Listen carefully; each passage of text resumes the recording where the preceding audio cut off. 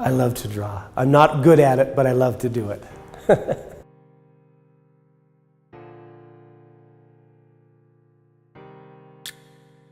Yes, I love the concept of humanification. I think it's a brilliant idea, and it strikes at the core that, Yvonne, our people are everything.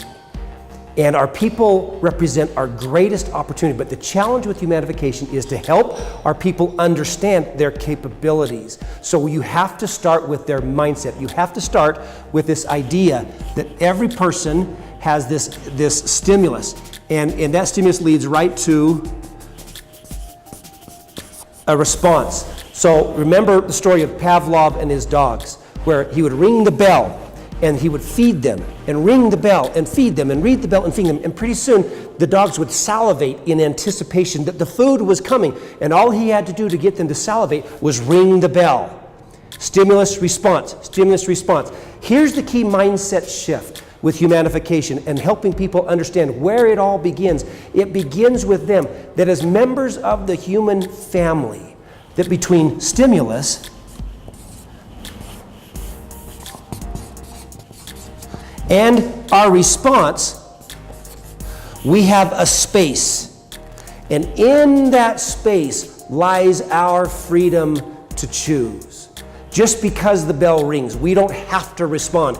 We can respond any way we choose to respond. And it's this understanding, this mindset, that is the beginning of any humanification effort. This idea of how do you tap into the very best that your people have to offer. They need to understand that they are capable, that they are capable. And they don't have to be scripted by things that have happened in their lives in the past that lead to responses or results that they don't like. They can choose. Herein lies choice. That's the key. It's helping people understand that they have the freedom to choose. Leadership, well, leadership begins with the individual. Before I can be an effective leader with other people, I have to be an effective leader of my own life. So I want influence with others. I start with me. I start with a clarification of who I am, of my values, of the roles that I play, the goals that I want to accomplish, the fact that I am in fact responsible. No one else is responsible for me. I am responsible for me. Leadership with others begins with leadership of self.